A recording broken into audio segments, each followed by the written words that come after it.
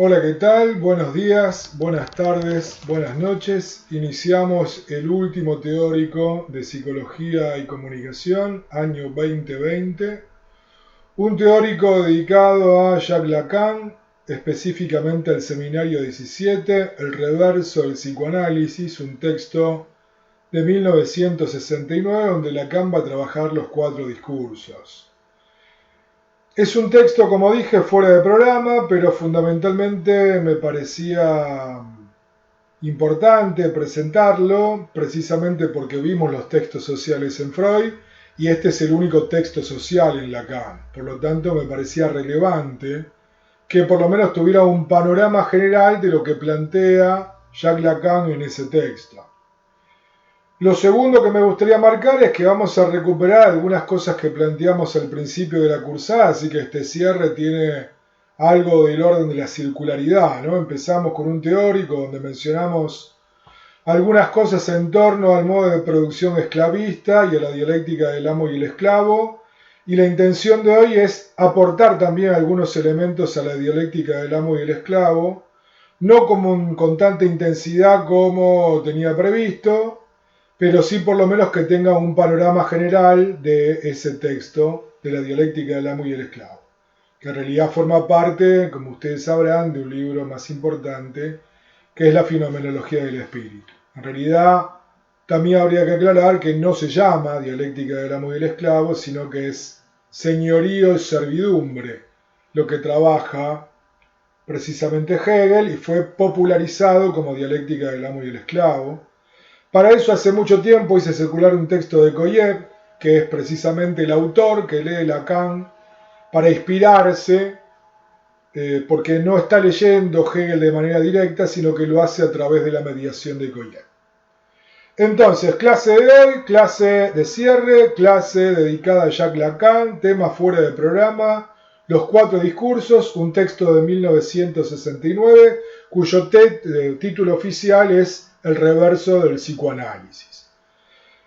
Como dije recién, es un texto del 10 de diciembre, más específicamente de 1969, un texto que Lacan va a trabajar con mucha intensidad en la Escuela Normal Superior, que es un ámbito universitario de Francia, donde ocurre un acontecimiento particular, que es que precisamente a Lacan se le impide continuar con su seminario, con sus clases, porque las autoridades del universitario consideran que el discurso de Lacan, su forma, su estilo, e incluso diría el contenido que está ligado a la práctica psicoanalítica, no son exactamente de carácter universitario.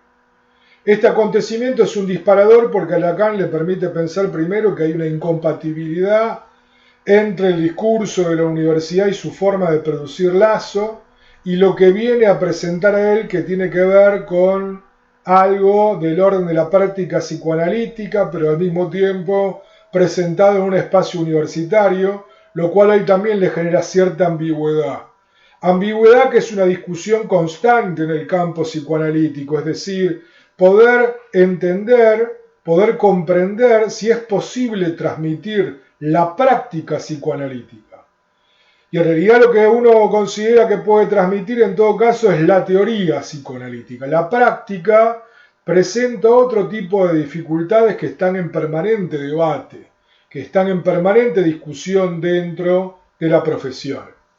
Por lo tanto, Lacan encuentra ahí ese rechazo por parte de la universidad, de las autoridades, de continuar con su clase.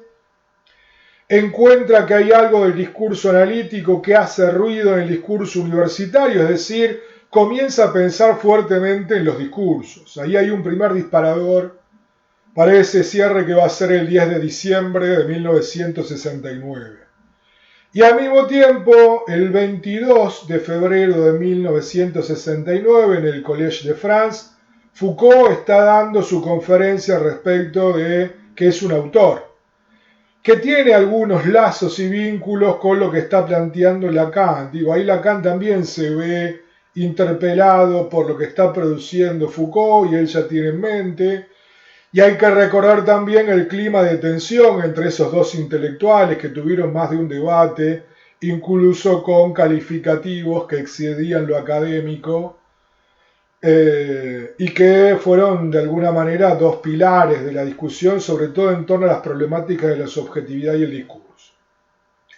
Entonces Jean Lacan en 1969 presenta el reverso del psicoanálisis, 4 discursos: el discurso del amo, el discurso del universitario, el discurso de la histeria y el discurso del analista. Pero antes de comenzar con eso me gustaría plantear la estructura básica de Lacan, para poder entender después sobre qué está hablando. Lacan presenta un esquema de 4 posiciones fijas y 4 letras que van a rotar. Pero previo a eso tenemos que intentar entender cómo está pensando el discurso Lacan. Lacan no piensa el discurso como lo podría pensar Paul Ricoeur o como lo podría pensar Michel Foucault. No es una estructura de un conjunto de oraciones asociadas, con coherencia, referidas a un tema, referidas a un objeto que se delimitó para poder decir algo sobre él. Sino que para Lacan, precisamente, el discurso, para ser un discurso, esencialmente discurso, debería ser en lo posible un discurso sin palabras. No sin la lengua, sin palabras. Por lo tanto, Lacan va a remitir a la estructura, a ese orden significante fundacional de eso que llamamos la lengua, esos elementos que conforman el alfabeto. Y al mismo tiempo lo va a pensar en términos de estructuras fijas con también nombres fijos.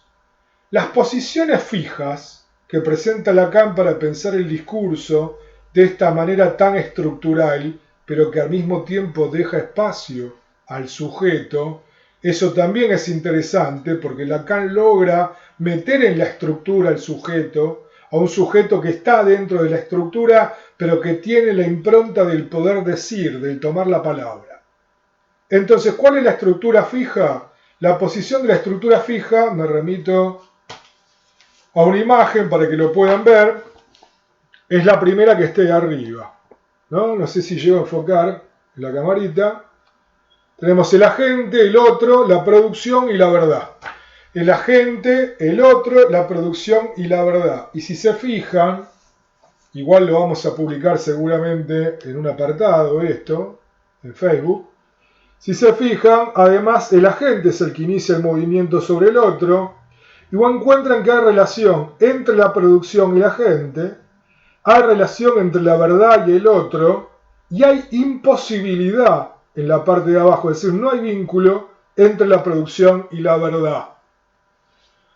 Estas 4 posiciones van a ser ocupadas además por 4 letras muy específicas que son la S barrada, el S1, el S2 y el A. Definamos rápidamente. En este caso Lacan va a decir que precisamente un sujeto es lo que un significante representa para otro significante.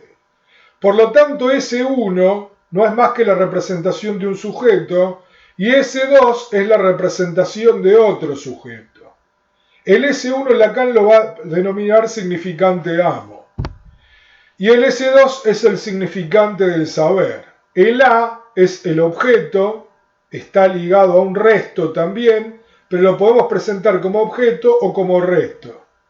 Y el sujeto es el sujeto barrado, escindido, consciente, inconsciente, ese inconsciente lenguajero que ya presentamos, que rompe precisamente la barrera del eje imaginario en momentos puntuales y evanescentes, ligados al síntoma, ligados al lapsus, ligados a las cuestiones que tienen que ver con el campo psicoanalítico. Entonces, 4 posiciones fijas y 4 letras que representan el significante amo, al saber, al A, que significa objeto o resto, y al sujeto barrado o dividido. En términos formales, ahí tenemos la presentación del discurso sin palabras, o prácticamente sin palabras, con una estructura.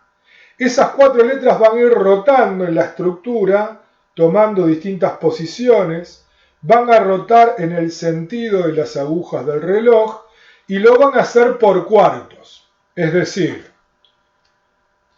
Ahí tenemos de nuevo el cartelito, a ver si logramos enfocar. Tenemos ahí el discurso del amo. Ven que el S1 está en esa posición.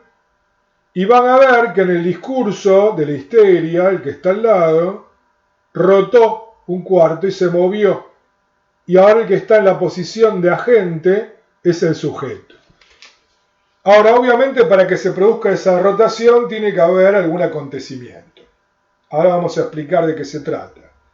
Me gustaría marcar además que estos discursos de Lacan, si bien se van a referir al lazo social, y por eso decíamos que este es el único texto donde Lacan se mete en las cuestiones del vínculo social, su referencia central está ligada a la clínica. Lacan descubre estos discursos en la clínica, más allá de esos dos acontecimientos que mencioné, que son también disparadores para impulsar el desarrollo de este texto. Su inspiración inicial práctica es la clínica. Los escucha con los pacientes. A partir de acá voy a hacer una salida para poder retornar, es decir, voy a volver un poco atrás para volver al discurso del amo, pero con un contexto previo. Porque el discurso del amo para Lacan también tiene una fuente de inspiración en Hegel, en esa dialéctica de señorío-servidumbre que denominamos en términos populares dialéctica del amo y el esclavo. Pero también podemos referirnos al comienzo de la materia que antes mencioné. Nosotros ya hablamos del modo de producción esclavista, hablamos de cómo surgía a partir de la disputa de dos estructuras tribales que salían a pelear un mismo lugar, un lugar que tenía determinados recursos, un lugar que tenía determinadas riquezas, que ambicionaban eso que el otro tenía, que iban a buscarlo, disputaban, y en la batalla se producía el efecto de vencedores y vencidos. Los vencedores se apropiaban del territorio, de los medios de producción, de todo lo que tenía que ver con las materias primas, pero también se apropiaban de los otros sujetos que devenían en siervos o que devenían en esclavos, según ustedes prefieran. Por lo tanto, los vencedores se ubicaban en posición de amos y los vencidos en posición de esclavos. Y decíamos que el esclavo quedaba en una posición de objeto, producía destajo hasta morir. Esta dimensión que planteamos alrededor del modo de producción, con estos esclavos que además producían todo el tiempo para el amo, le daban su ropa, le daban su alimento, le daban todo lo que tenía que ver con su albergue, inclusive construían sus casas, por lo tanto estaban en una posición de trabajar, trabajar, trabajar, ceder, ceder, ceder en relación al amo, recordando.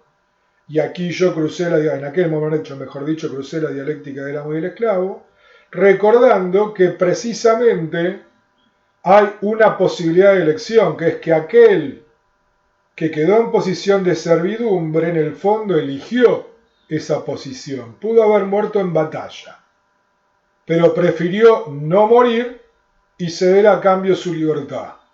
Otros tantos lo que hicieron fue al revés, ceder su libertad y en todo caso preservar su vida, tal vez con alguna expectativa de poder recuperar la libertad. Pero en principio ahí hay una decisión.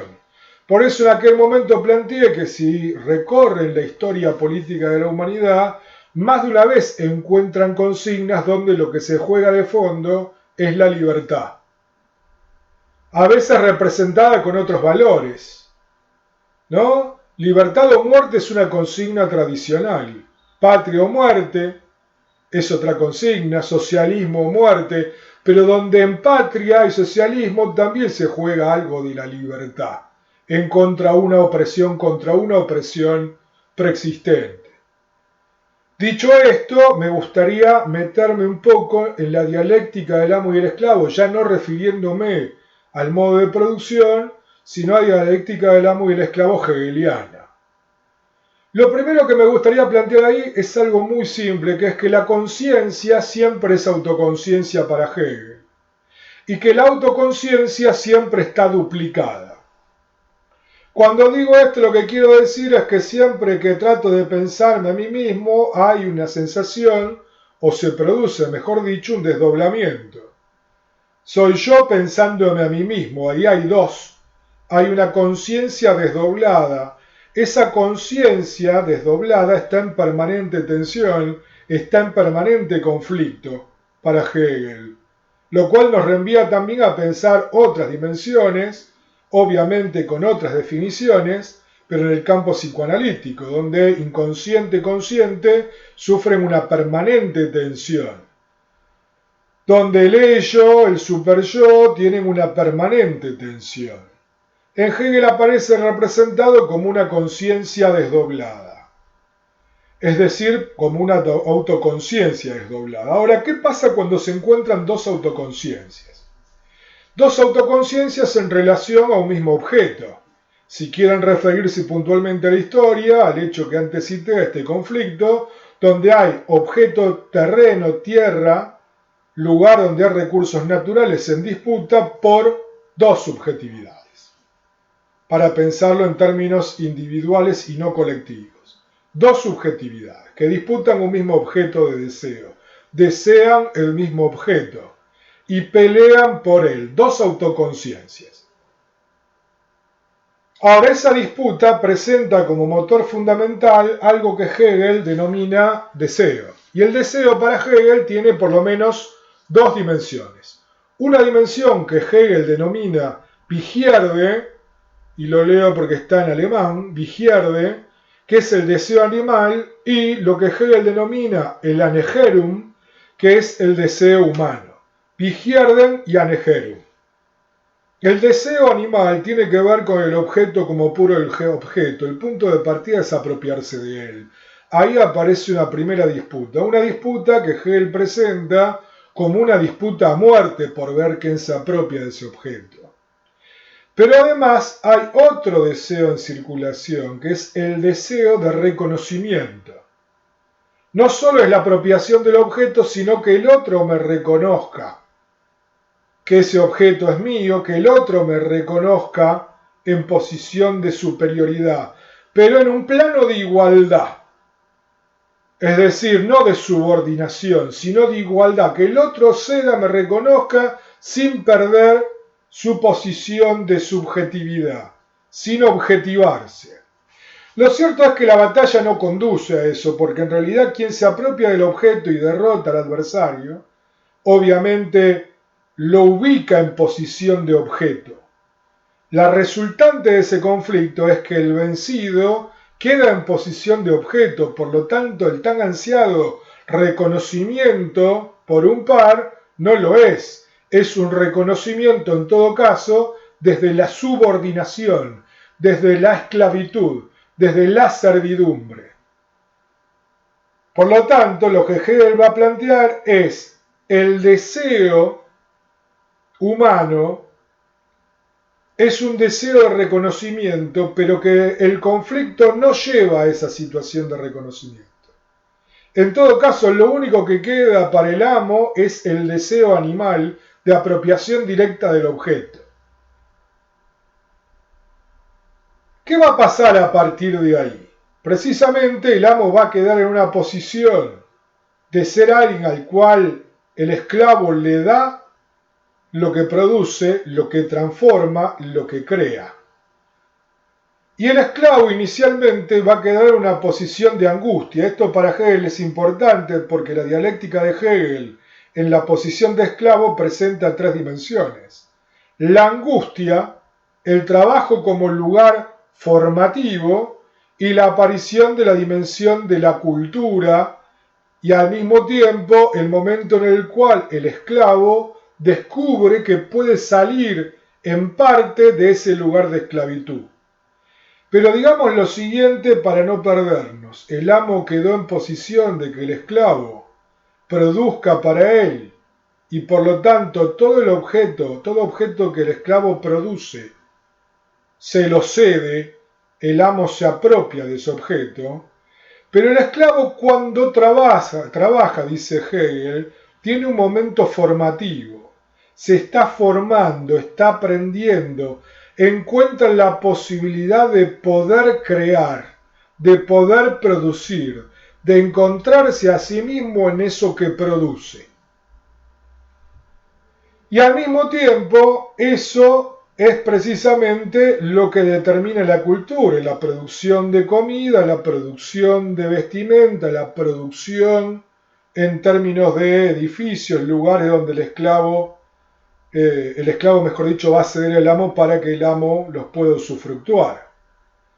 Entonces, en esa dinámica, el esclavo en un momento va a ir perdiendo el miedo precisamente al amo.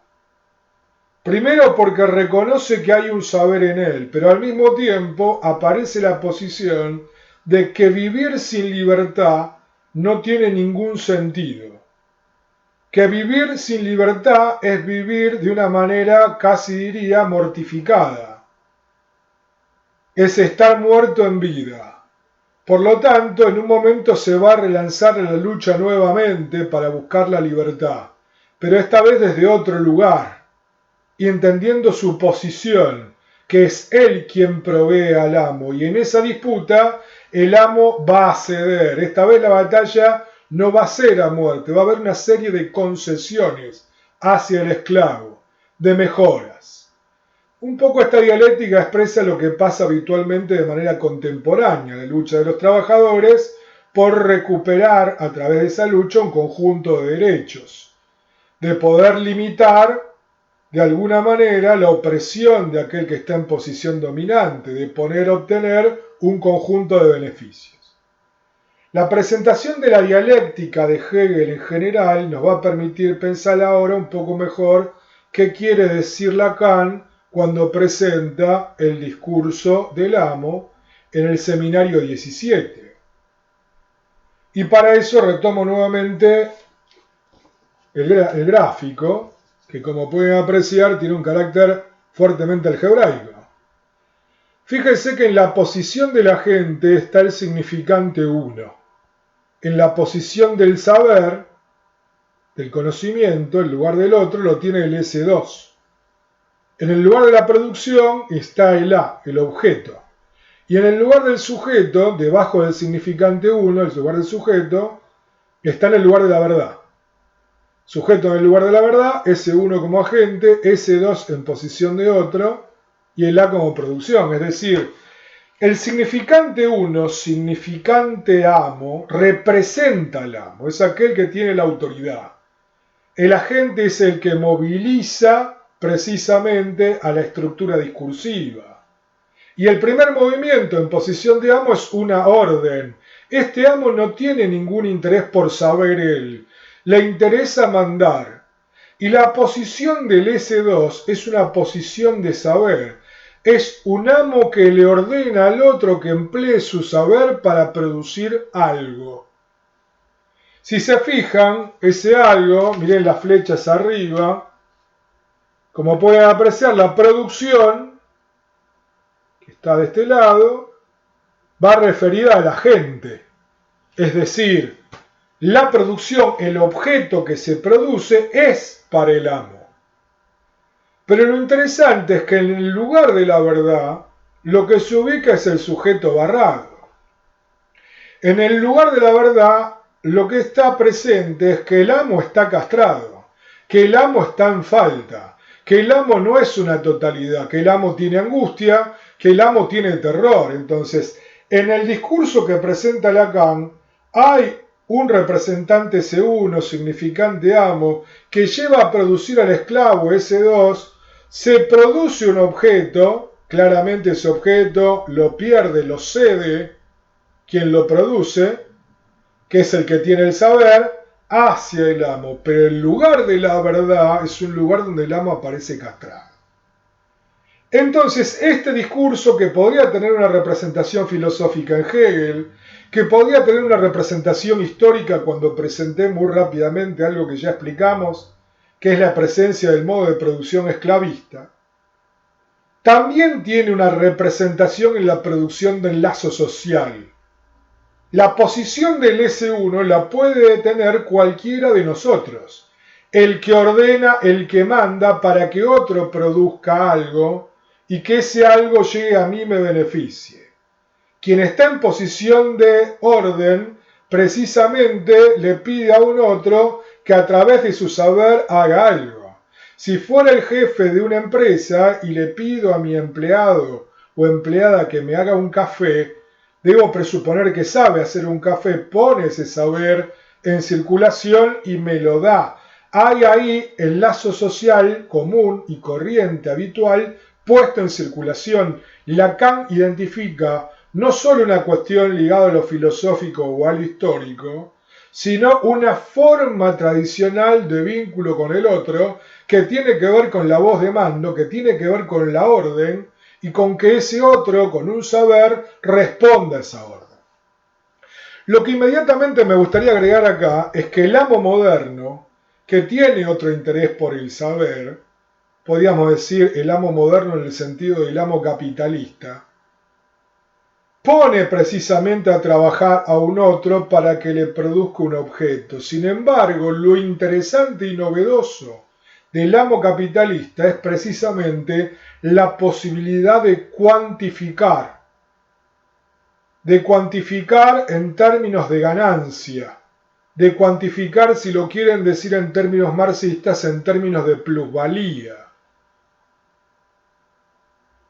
Y ahí aparece otro concepto ligado que precisamente Marx lo menciona en El Capital de manera superficial, que es precisamente la risa del capitalista, y donde Lacan lee en la risa del capitalista no la plusvalía que relata precisamente Marx, que es el momento en el cual el capitalista descubre que del capital inicial invertido ahora tiene más, y eso es lo que le produce la risa, sino que Lacan lee ahí algo que va a llamar plus de goce, es decir, podríamos decirlo así, un placer extra en el cuerpo que ya no tiene que ver con lo cuantificable, que tiene que ver con una sensación de ganancia en términos de corporalidad.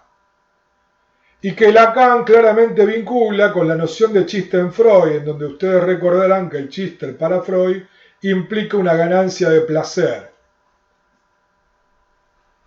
Esa risa produce una ganancia de placer, pero que va directamente al cuerpo, ya no es solamente una magnitud, es algo bastante más complejo de desmantelar. Entonces, lo que se lleva precisamente el capitalista es un plus de goce. Por lo tanto, en el mismo esquema, el S2 produce un objeto y ahí lo produce a pura pérdida. Ahí hay pérdida de goce. Por eso decíamos hace tiempo atrás, y por ahí no terminó de quedar del todo claro, que el S2, en este caso el obrero moderno, ya no el esclavo antiguo, que produce el objeto, vive con la ilusión de recuperar algo de esa pérdida de goce. Y algo de esa pérdida de goce se puede recuperar ilusoriamente, o se cree recuperar ilusoriamente en el consumo. Otros objetos de consumo que recuperen ese goce que perdí.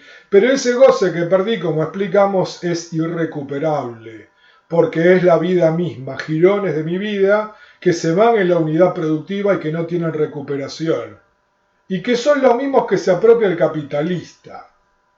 Ahí está la dimensión del plus de goce. Algo de lo vital, del obrero, de ese esclavo moderno apropiado por el amo moderno capitalista. Entonces ahí tenemos el primer discurso puesto en escena. Ahora, los discursos no rotan porque sí. Podríamos decir que el segundo discurso es el discurso de la histeria, de la histérica o del histérico, que pensado en términos macro, podríamos decir es el discurso de la queja que se le hace al significante uno que manda, que ordena. Entonces, en términos sociales aparece la queja y se le pide al significante que manda que haga algo. Ahí tenemos una presencia donde el discurso de la histeria es el S barrado, como pueden apreciar la queja dirigida hacia un significante amo, el significante amo produciendo un conocimiento, un saber, algo que calme la queja, que calme el reclamo. Algo que busque resolver la queja y el reclamo a través de un saber. Pero de fondo lo que sostiene el discurso de la queja es el A. Es ese objeto que no puede ser apresado, que podríamos ubicarlo también en el lugar de la falta. Algo que no pudo. Esa falta es una falta estructural. Por lo tanto, ese punto de partida tiene que ver con la incompletud. Ese objeto A que está ahí presente en la histeria, en el lugar de la verdad, indica la incompletud. Una incompletud que está directamente vinculada a la estructura. Entonces, hay una queja que se dirige a la producción de un amo que va a producir precisamente un conocimiento, un amo que está ubicado en el lugar del otro, pero por debajo lo que hay es permanentemente falta, que no puede ser satisfecha. Por eso además la posición de ese agente es una posición barrada, porque está incompleta. Entonces, a partir de acá podemos comenzar a presentar lo que sería el tercer discurso, que es el discurso universitario. Como pueden apreciar, la posición de la gente es sostenida por el S2, mientras que en el lugar del otro está el A, está el objeto. En la producción está el sujeto barrado, y en el lugar de la verdad está el S1. Es decir, la posición del universitario es una posición ligada al saber, como sabemos todos los que formamos parte de la institución. Saber sobre un objeto, sobre ese objeto que se ubica en el lugar del otro. Objeto que a veces incluso es un sujeto, ¿no? Pero que lo objetivamos para poderlo estudiar, para poder saber sobre él. ¿Y eso qué produce? Un sujeto barrado, porque efectivamente el saber siempre pide más saber, nunca alcanza. Termino la carrera, hago la maestría, después viene el doctorado, después viene el postdoctorado, aparece la sensación permanente de incompletud. Es eso lo que produce. Ir a la búsqueda de otro título y otro título y otro título, intentando completar. Y al mismo tiempo produce este efecto de que el sujeto esté dentro todo el tiempo de la unidad académica buscando nuevos diplomas.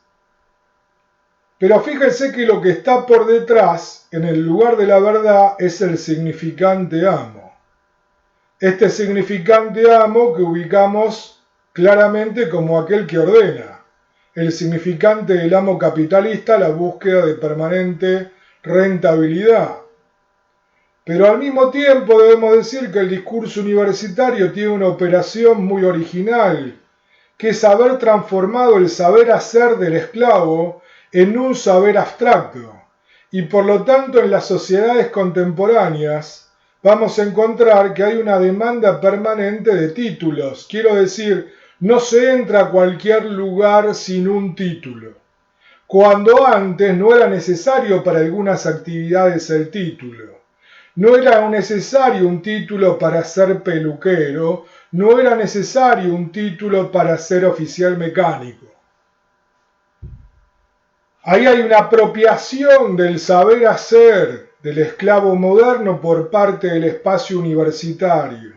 Ese saber hacer se transforma en saber abstracto y al mismo tiempo se convierte en algo que produce rentabilidad, porque para titularse muchas veces hay que pagar. De fondo hay que pagar para que alguien capitalice ese dinero, que es quien está en posición de significante amo, ese uno, ubicado en el lugar de la verdad.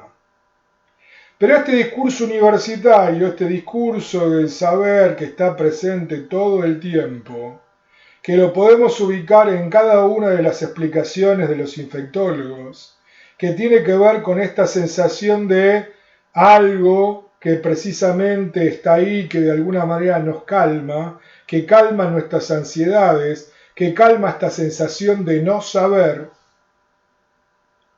está sostenido siempre por otra dinámica que tiene que ver precisamente con el discurso capitalista. Uno podría pensar que en las titulaciones están por detrás ciertos intereses. No se promueven algunas titulaciones porque sí. No por algo existe la CONEAU, que valida ciertos títulos y le da cierto rango en función de qué y de quién. Bueno, ahí aparece encubierto el lugar del significante S1 amo, ubicado en el lugar de la verdad. Y al mismo tiempo, este discurso universitario del cual estamos dando cuenta, también produce lazo social en el ámbito cotidiano. Aquel que se ubica siempre en la posición de saber, al cual muchos apelan porque tiene un saber o se posiciona en ese lugar. Entonces ahí tenemos otra dimensión importante del discurso universitario. Por último aparece el discurso del analista, que como pueden apreciar es precisamente lo contrario al discurso del amo. La posición del analista es una posición de objeto ubicado en el lugar de agente, y el paciente le habla a ese objeto. Está en posición de objeto, está en posición de resto, para decirlo de manera poco psicoanalítica, está en la posición que el paciente quiere que tenga. Y desde ahí produce el paciente. ¿Y qué produce? Significantes amo. Es decir, aparecen los mandatos. Aparecen todos aquellos significantes que están cristalizados y coagulados y que le dan supuestamente un sentido único, que traza un guión. Pero es un guión que produce malestar, porque lo que viene a traer el paciente ahí también es algo que responde precisamente a la queja. Por eso además aparece esa S tachada, porque ese paciente también viene a trabajar el problema de la imposibilidad de completarse. Y fíjense que detrás de la posición del analista, en el lugar de la verdad lo que aparece es el S2. Porque se ubica ahí un saber no sabido, que es el saber del inconsciente, que también está puesto en escena desde el lugar del analista. El inconsciente del analista también está ahí puesto en escena. Y se produce ahí precisamente ese encuentro con el otro sujeto, que produce significantes amo, donde muchas veces el deseo no fluye precisamente porque esos significantes amo lo traban. Aclaremos que el deseo no necesariamente está vinculado al placer, que el deseo no está necesariamente vinculado a la existencia del malestar, pero sí efectivamente permite que ese deseo fluya.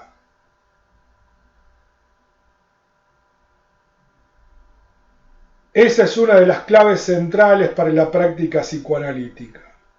Por último, me gustaría agregar lo siguiente. Ustedes saben que hay un quinto discurso, o al menos así algunos lo pronuncian. De hecho, Lacan lo mencionó en algún momento como discurso, que el discurso es el famoso discurso capitalista. Claramente no vamos a tener tiempo de explicarlo. Tal vez en algún momento pueda hacerlo en algún seminario que le proponga la carrera. Por ahora solo marco 2 o 3 cuestiones. Primera cuestión, en el discurso capitalista ya no se sigue esta secuencia de giros de a cuartos, sino que aparece un movimiento permanente, sistemático, un movimiento que sigue un recorrido de un 8 acostado, eso que llamaríamos banda de Moebius, un movimiento que en principio no tiene corte y que parece ser perpetuo, permanente, sin límite. Y donde el lugar de la verdad está bastante difuso. La verdad no aparece como un lugar que ponga tope, sino que está corrido. Por eso podríamos encontrar hoy en el discurso capitalista habitual, contemporáneo, para no irnos muy lejos de nuestro país, un discurso que efectivamente ha cobrado completamente la verdad. Se puede decir cualquier cosa de cualquiera. Se puede construir cualquier tipo de relato que genere el efecto que genere con el mismo grado de validez que otro relato que efectivamente tenga alguna cercanía, aunque sea con una media verdad. Es decir, hay cierta perversión. El discurso capitalista tiende a la perversión y al sin límite, a la producción permanente desmedida sin medir consecuencias. Por eso decimos que el discurso capitalista se autoconsume y nos consume en su transitar. Dicho esto, me gustaría cerrar despidiéndome de ustedes, agradeciéndoles por haber escuchado con mucha paciencia los teóricos, lamentando que no tuvieran la dinámica de ida y vuelta de una clase tradicional en vivo, seguramente hubiese sido más divertido, y al mismo tiempo, desde ya, tratando de haber logrado el objetivo, que era que terminaran los trabajos finales de la mejor forma posible. Espero que haya sido así, vuelvo a repetir, está abierta la posibilidad para que se comuniquen hasta el último día conmigo para, si hubiera algún inconveniente con esos trabajos, hacer las consultas que fueran necesarias. Por lo tanto, me despido nuevamente agradeciéndoles por